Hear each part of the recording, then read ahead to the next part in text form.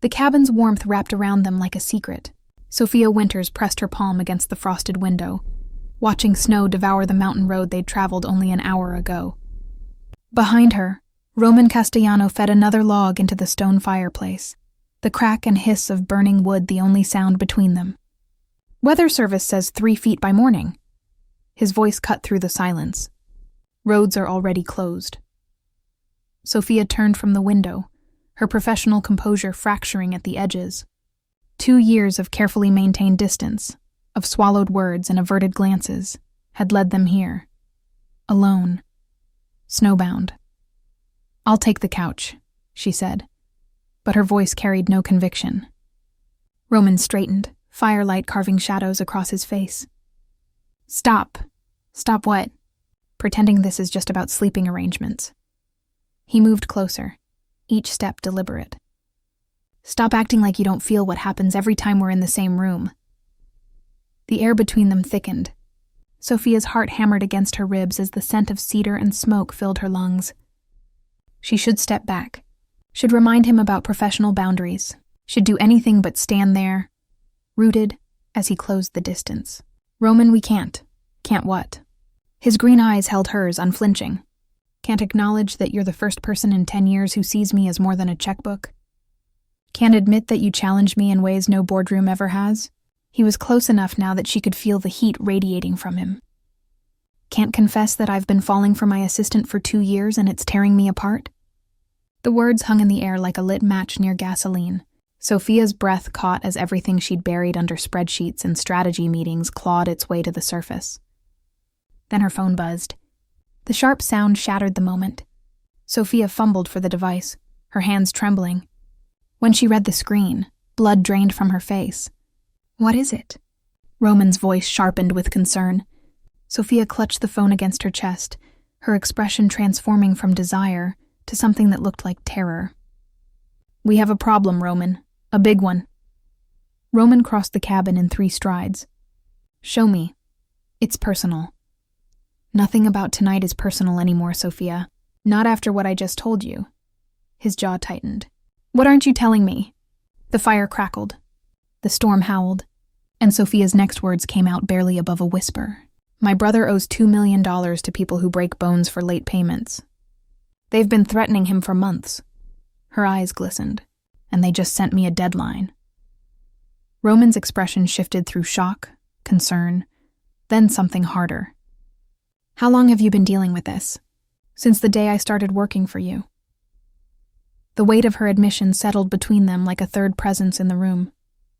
Roman studied her face, seeing strain he'd been too blind to notice. "Do you know what they pay executive assistants, Roman? Even at Castellano Technologies?" Her laugh was hollow. "Even with your generous bonuses, I could never save that kind of money." Something cold unfurled in Roman's chest. "What are you saying?" Sophia met his gaze directly, and he saw the truth before she spoke it. "I've been selling information. Nothing that would destroy the company, but details about your schedule, your meetings, your habits. There are people who pay very well for insights into Roman Castellano's life." The confession landed like a blade between his ribs. Roman stepped back as if she'd physically struck him. The woman he'd been falling for. The person he'd trusted with his calendar, his correspondence, his private moments. "How much have you sold?" His voice went cold. The billionaire CEO replacing the vulnerable man from moments before. "Enough to buy my brother 6 more months." Tears streaked down Sophia's face. "But they want the full amount by tomorrow night, or they'll kill him." She held up her phone, showing him a photo that made his stomach turn. Her brother, beaten and bloody, tied to a chair. "I'm sorry, Roman, I'm so sorry. But I need your help, and I know I have no right to ask." The storm raged outside. The fire burned between them, and Roman Castellano faced an impossible choice. Trust the woman who'd betrayed him, or let an innocent man die. Roman stared at the photo on Sophia's phone, his mind calculating angles and consequences with the cold precision that had built his empire. But beneath that calculating exterior, something else stirred, something that looked dangerously like rage. "Who are they?" "The Volkov Syndicate. Russian organized crime." Sophia's voice cracked. "My brother got involved with them through underground poker games. He thought he could win it back. He was wrong. Roman moved to the liquor cabinet and poured 2 fingers of whiskey. He downed it in one swallow, the burn doing nothing to clear his head. 2 years. 2 years of stolen glances and careful professionalism. 2 years of trusting her with his life. You should have come to me. And say what? Sophia's voice rose, anger cutting through her fear. Hello, Mr. Castellano. I know I'm just your assistant, but could you spare $2 million for my gambling addict brother? Oh, and by the way, I've been in love with you since my 2nd week, so this won't be awkward at all. The confession hung in the air like shattered glass. Roman turned slowly, his green eyes finding hers. What did you just say? Sophia's hand flew to her mouth, but the words were already out there, raw and exposed. Her face flushed crimson. Forget I said that. The point is, I had no choice. You always have a choice. Roman set down his glass with deliberate control. You chose betrayal over trust. You chose strangers over me. They're not strangers, they're murderers. Sophia's voice broke. And he's not some abstract problem, he's my brother. He's the only family I have left. Roman's expression didn't soften. How much did you sell? What exactly did they buy? Schedule details. Meeting locations. Which charities you donate to. Which restaurants you prefer. Sophia's words tumbled out faster now. Nothing that could tank stock prices or compromise deals. I made sure of that. How noble. The sarcasm in Roman's voice cut deep. Tell me, Sophia. When you were in my office last week discussing the Singapore merger, were you calculating how much that information would be worth? No, I never sold anything about actual business deals. I swear to God, Roman, I would never... Your promises mean nothing now. The words landed like a slap. Sophia flinched, tears streaming freely now. Outside, the storm intensified, wind shrieking against the windows. Roman's phone buzzed. He glanced at it, and his expression darkened further. Interesting timing. He held up his screen. Security alert. Someone tried to access our Tokyo server farm 20 minutes ago. Used credentials that trace back to my personal network. Sophia's face went white. That wasn't me. No? Roman's voice dropped to something dangerous, because the login attempt came from an IP address that matches the coffee shop 3 blocks from my penthouse. The same coffee shop where you spend your lunch breaks. Roman, please, I swear I don't know anything about that. Your brother's deadline is tomorrow night. This hack attempt happens tonight, while we're conveniently trapped up here, away from my security team. He moved toward her, each step measured. Tell me the truth, Sophia. All of it. Was this whole thing a setup? Was I the target all along? No. I would never. Her phone buzzed again. Then again. A rapid succession of notifications that made her hands shake as she unlocked the screen. Roman watched her face cycle through horror, disbelief, and something that looked like devastation. What now? Sophia looked up at him, and in her eyes he saw genuine terror. They have footage of us from your office. Her voice barely functioned. The night we worked late on the Paris acquisition, when we almost kissed. Roman finished, his voice flat. They're threatening to release it to the press unless I deliver something bigger than schedule details. She showed him her phone. They want access codes to your private investment accounts. The offshore ones. The room seemed to tilt. Roman gripped the back of a chair. How much do they know? Everything. Sophia's sob caught in her throat. They've been watching us for months. They know about the cabin. They know we're here right now. And they know exactly how to hurt both of us. A new message appeared on her screen. Roman read it over her shoulder, and his blood turned to ice. Such a cozy setup. Would be a shame if something happened to disrupt it. Wire the money by noon tomorrow, or we release the footage and pay a visit to the cabin. Your choice, Castellano. And don't think about calling the police. We have people everywhere. Roman stepped back, his mind racing. Professional betrayal. Personal entanglement, organized crime, a brother's life hanging in the balance, and now, direct threats. He looked at Sophia standing there, tears streaming down her face, terror and guilt and love all mixed together in her expression. Every instinct screamed at him to walk away, to call his security team, his lawyers, the FBI, to protect his empire the way he always had, with cold calculation and zero tolerance for risk. But then he thought about her laugh during late-night work sessions. The way she challenged his ideas without fear. How she took her coffee black with 2 sugars, the exact way her eyes lit up when she solved a problem he thought was impossible. 2 years of moments. 2 years of falling for someone who'd been selling pieces of his life to criminals. Roman pulled out his phone. "What are you doing?" Sophia whispered, making a choice. He dialed a number he'd hoped never to use. When a gravelly voice answered, Roman's expression went hard as stone. "Marcus? I need the kind of help that doesn't appear on any balance sheet. And I need it now." He looked at Sophia as he spoke, his green eyes burning with something between fury and determination. "We're going to save your brother, and then we're going to destroy the Volkov syndicate." He ended the call. "But after that, Sophia Winters, you and I are going to have a very different conversation about trust, betrayal, and what the hell happens next." Thunder cracked overhead, shaking the cabin's foundation. And somewhere in the darkness, dangerous people were making their own plans. The man who arrived at 4 a.m. looked like he could break concrete with his bare hands.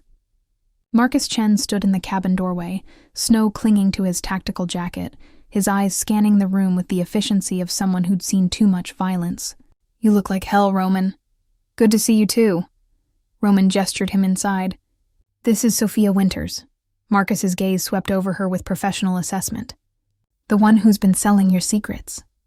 Sophia flinched but held his stare. "The one whose brother is going to die if we don't move fast. 20 hours until deadline." Marcus dropped a duffel bag on the table. "I've got surveillance on the Volkov warehouse where they're holding him. 4 guards, rotating shifts. Not impossible, but messy." Roman moved to the table, studying the photos Marcus spread out. "What are our options?" "Pay them, fight them, or run." Marcus's expression stayed neutral. "But running just postpones the problem.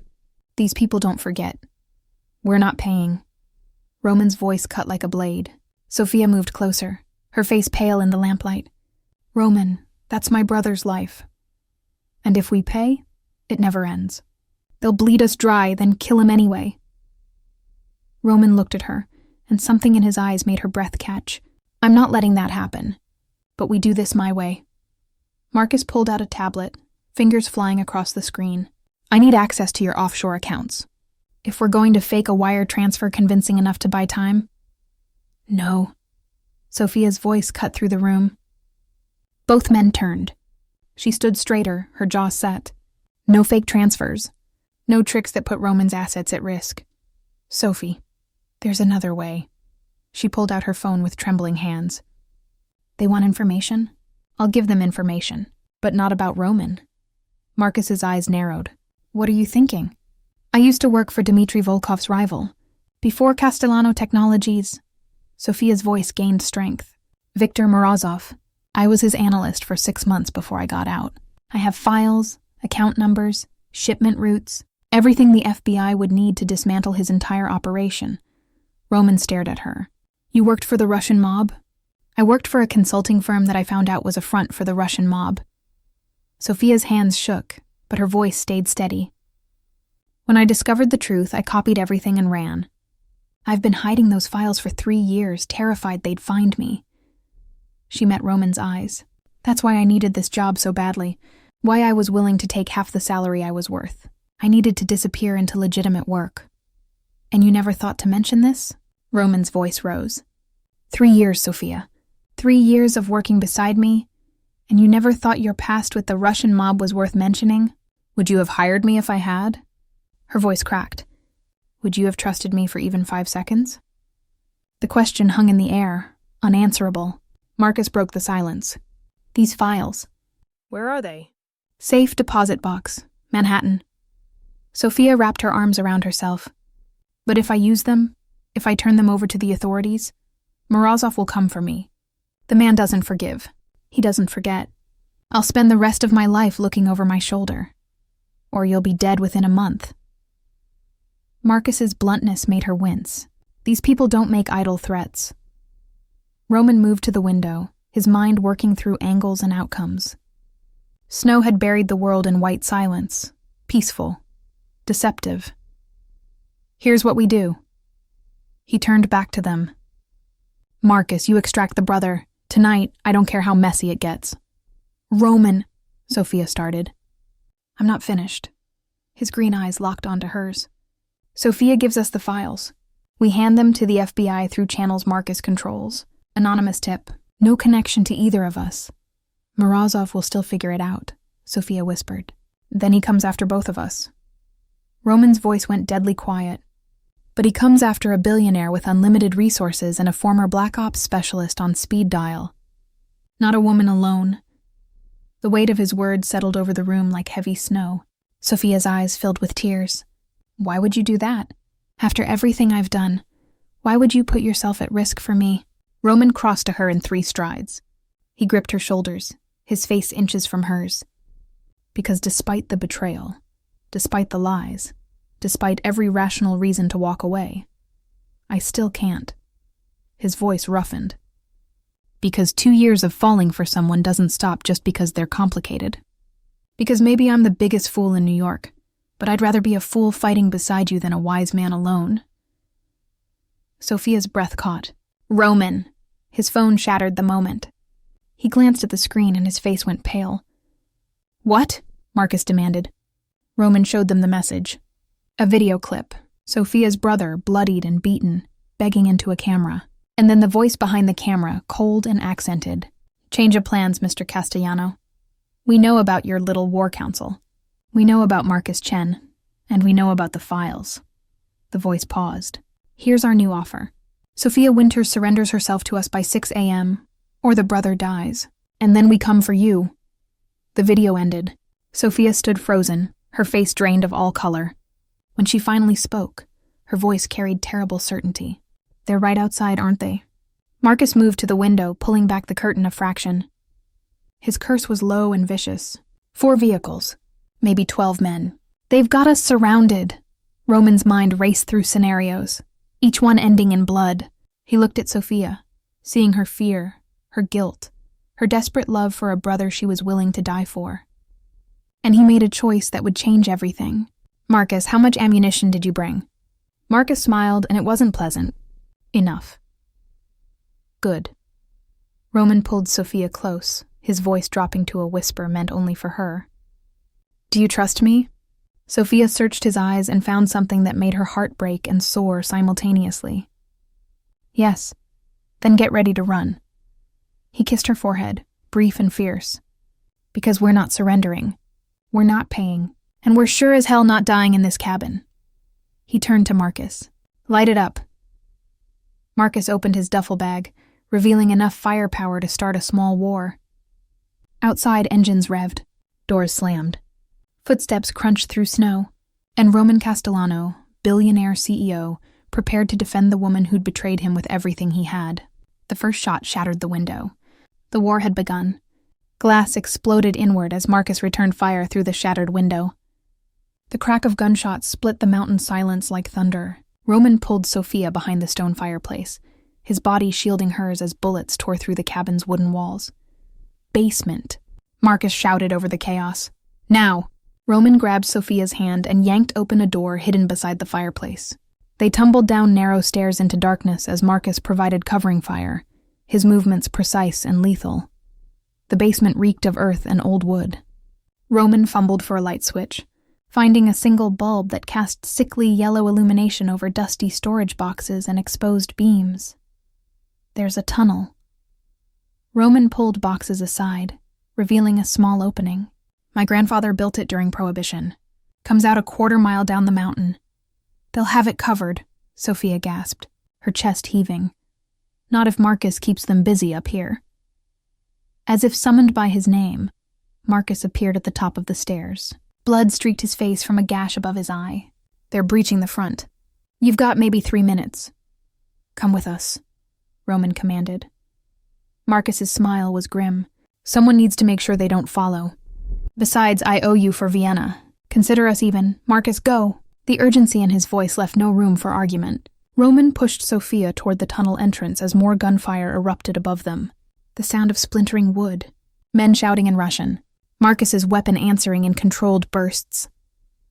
The tunnel was barely wide enough for Roman's shoulders. They crawled through absolute darkness, dirt raining down with each explosion above them. Sophia's breathing came in ragged gasps ahead of him. Keep moving. Roman urged, though his own heart hammered against his ribs. An explosion rocked the mountain. The tunnel shuddered, beams groaning. Dirt cascaded down in choking clouds. "Roman!" Sophia's scream cut through the chaos. "I'm here! Keep going!" They crawled for what felt like hours, but was probably 10 minutes. Finally, cold air and starlight appeared ahead. They emerged into snow up to their knees, gasping, covered in dirt and blood that wasn't all their own. Behind them, the cabin was an inferno. Flames reached toward the sky, painting the snow orange. The sound of gunfire had stopped. "Marcus." Sophia's voice broke. Roman pulled out his phone with shaking hands. No signal. They were alone on a mountain, hunted by killers, with no backup and no way out. "We need to move." He took her hand. "There's a ranger station 2 miles east." They'd made it perhaps half a mile when Sophia stumbled and fell. Roman caught her, feeling her body shake with sobs. "I'm sorry. God, Roman, I'm so sorry. Marcus is dead because of me. Your cabin is destroyed because of me. Everything I touch turns to ash." Roman pulled her to her feet, his hands gripping her shoulders. "Listen to me. Marcus made his choice. A good one. He bought us time. For what? So we can freeze to death instead of burning." Her laugh was edged with hysteria. "My brother is still captured. The Volkovs won't stop. Morozov won't stop. Everyone around me dies. Stop." Roman's voice cut through her spiral. "We're not dead yet, but we will be. Don't you understand? This is what I bring. This is what loving me costs." Tears froze on her cheeks. "You should leave me here. Run. Save yourself." Roman pulled her close, his lips finding hers in a kiss that tasted of smoke and desperation and defiance. When he pulled back, his green eyes blazed in the firelight reflected off snow. "I'm not leaving you. Not now, not ever. Do you understand me?" Before Sophia could answer, headlights cut through the trees. A vehicle moving fast toward their position. Roman pushed her behind a pine tree, his mind calculating angles. No weapons, no backup. Just 2 people against an enemy that had already won. The vehicle stopped 30 feet away. A door opened. A figure stepped out, backlit by headlights. As the person moved closer, recognition hit Roman like a physical blow. "Hello, Roman." The voice made Sophia gasp. She stepped around the tree, her face a mask of shock. No, it can't be. The woman who stood before them was elegant even in winter gear. Gray streaks in dark hair, eyes that had once looked at Sophia with motherly warmth. "Mom?" Margaret Winters smiled, but there was no warmth in it. Behind her, 3 armed men emerged from the vehicle. "Surprised, sweetheart? You should be." Margaret's voice carried disappointment. "Did you really think I didn't know about the files? About your little escape from Morozov's organization?" She laughed, cold and sharp. "Darling, where do you think Morozov found your brother in the first place?" Sophia swayed. Roman caught her arm, keeping her upright as the world tilted sideways. "You're working for them." Sophia's voice was hollow. "All this time? My own mother, working for them?" Margaret's smile widened. "Oh, sweetheart, I am them. Who do you think runs Morozov's American operations?" She gestured to the armed men. "Your brother was collateral, insurance, to keep you in line, to make sure when we needed inside access to Roman Castellano, you'd be positioned perfectly." Roman's mind raced, connecting pieces. "The job application. You made sure she got hired. I made sure she was desperate enough to take it, qualified enough to keep it, close enough to you to gather intelligence." Margaret moved closer, and frightened enough of losing her brother to do exactly what we needed. "You used me." Sophia's voice cracked. "You used your own daughter. I used a resource." Margaret's expression stayed cold. "Nothing personal. Just business. And now that business requires both of you to come with us. The files. Roman's offshore access codes. And a very public statement about corporate fraud that will tank Castellano Technologies stock before Monday opening bell." Roman stepped forward, putting himself between Sophia and the guns. "And if we refuse?" Margaret's smile turned cruel. "Then I give the order, and your precious Marcus Chen dies. Oh yes, he's still alive. Barely. My men pulled him from the fire." She held up a phone showing a video feed. Marcus, unconscious, severely burned, hooked to monitors in what looked like a medical facility. "But he won't be for long unless you cooperate." The trap was complete. Perfectly executed. Years in the making. Sophia's sob caught in her throat. You never loved us. Me or Dad or your father was weak. You're weak. Sentiment is weakness. Margaret's eyes hardened. Now you have 30 seconds to decide. Come quietly or I end Marcus and we hunt you down anyway. Your choice. Roman looked at Sophia, saw her breaking, saw the weight of betrayal upon betrayal crushing her, and made a decision. I'll give you everything. The codes, the files, my public confession. His voice stayed steady. But only if you let Sophia and Marcus go. Free and clear, no pursuit. Roman, no. Sophia grabbed his arm. Not negotiable. Roman's eyes never left Margaret. Those are my terms. Margaret studied him, calculation in her gaze. Finally, she nodded. Acceptable. Your empire for their lives. Quite romantic, really. Swear it. Roman's voice went hard. On whatever honor you have left. You have my word. Margaret gestured to her men. Take him. As they moved forward, Sophia screamed and lunged. Roman caught her, held her tight, his lips against her ear. Trust me. One more time. Trust me. I can't lose you, she sobbed. Not like this. You won't. He kissed her, fierce and brief. I promise. The men grabbed Roman, yanking him away. He didn't fight. Just kept his eyes on Sophia as they dragged him toward the vehicle. Take her to the ranger station. Margaret ordered one of her men. Make sure she stays there for exactly 2 hours. Then she's free to go. Mom, please, Sophia begged. Please don't do this. Margaret didn't even look at her. You were always too soft, Sophia. Just like your father. She climbed into the vehicle where they'd secured Roman. Maybe now you'll learn. In this world, love is just another weapon. The vehicle pulled away, taillights disappearing into the snowy darkness. Sophia collapsed to her knees, her screams echoing across the frozen mountain. She'd lost everything. Her brother was a pawn. Her mother was a monster. And the man she loved was being driven to his death because of her. Alone in the snow, Sophia Winters had one choice left, and this time, she wasn't running. Sophia waited exactly 3 minutes after the vehicle disappeared. Then she stood, wiped her tears, and pulled out the phone she'd kept hidden in her boot. The one Roman had pressed into her hand during that final embrace while Margaret's attention was elsewhere. His message was brief. Trust the plan. Files are already with FBI. Marcus is extraction specialist, not victim. Your mom took the bait. 90 minutes. Be ready.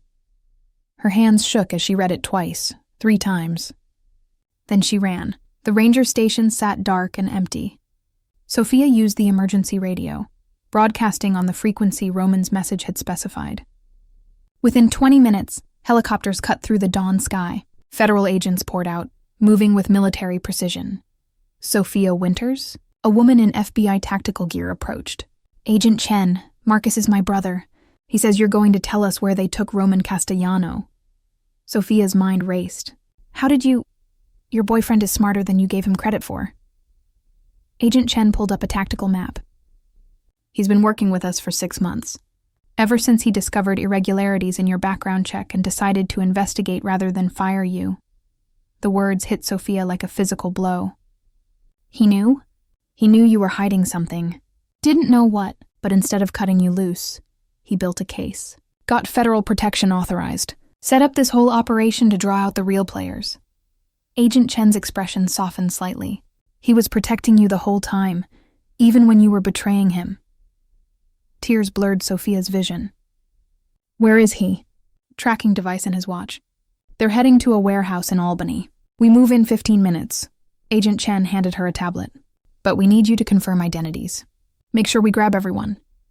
Sophia scrolled through surveillance photos, and there, among the crime lords and enforcers, she found her mother's face, the woman who'd raised her, the woman who'd weaponized her love. Confirmed.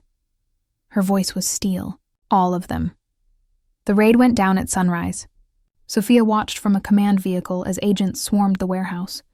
Gunfire erupted, brief, controlled, then silence. Roman emerged first, supported by agents but walking on his own power. Behind him, Marcus Chen, burns bandaged but very much alive, and in handcuffs, Margaret Winters, her expression finally cracked into something resembling fear. Sophia was out of the vehicle before Agent Chen could stop her. She ran across frozen asphalt and crashed into Roman's arms. He caught her, held her tight, his face buried in her hair. "You knew." The words came out half sob, half accusation. "You knew everything." "Not everything." "Not about your mother." That was a surprise. He pulled back to look at her, his green eyes exhausted but alive. "But I knew you were in trouble. Knew someone had leverage over you. So I did what I do best. I investigated. I planned, and I bet everything on the chance that you loved me enough to trust me when it mattered most. You risked your life. I risked my life for yours, and I'd do it again." He kissed her, soft and deep, tasting like smoke and promise and salvation. "No more secrets, Sophia. Not between us. Not ever again." "No more secrets," she whispered against his lips. A commotion drew their attention. Agents were bringing out more prisoners, and among them, beaten but breathing, was Sophia's brother. His eyes found hers across the chaos, filled with shame and relief and desperate hope. "Can you forgive him?" Roman asked quietly. Sophia watched her brother weep as agents removed his restraints, saw the shell of a man who'd nearly cost them everything. And she thought about forgiveness, about second chances, about the complex mathematics of love and betrayal. Maybe. She leaned into Roman's warmth. "Someday, with time, we have time." Roman's arms tightened around her. "All the time we need." 3 months later, Sophia stood in Roman's penthouse, watching sunrise paint Manhattan gold. The federal trial had ended. Margaret Winters faced 40 years. Morozov's empire had collapsed. The Volkov syndicate had scattered. Roman emerged from the bedroom, coffee in hand, wearing nothing but sleep pants and contentment. He handed her a mug and wrapped his arms around her from behind. "You're up early." "Couldn't sleep." She leaned back against his chest. "Keep thinking about everything that happened. Regrets?" "No," she turned in his arms. "Gratitude, terror, wonder that we survived." She touched his face, tracing the small scar from that night. "Love." Roman smiled, the expression transforming his features from harsh to beautiful. "I have something for you." He pulled a small box from his pocket. Inside, a ring. Simple, elegant, perfect. "I'm not asking you to marry me." "Not yet." His voice roughened. "We need time to heal, to rebuild trust without the shadow of survival hanging over us. But I'm asking you to stay. To choose this, choose us, every day, with full knowledge of how messy and complicated and dangerous love can be." Sophia looked at the ring, then at the man offering it, the billionaire who'd chosen her over his empire, the survivor who'd turned betrayal into salvation, the flawed, beautiful human who saw all her darkness and loved her anyway. Yes, she let him slide the ring onto her finger, every day. "Even the messy ones, especially the messy ones," he corrected, and kissed her as morning light flooded the room. Outside, the city woke to new beginnings. Inside, 2 people scarred by the past found their way forward. Not perfect, not unblemished, but together, and sometimes that was enough. Sometimes that was everything. The end.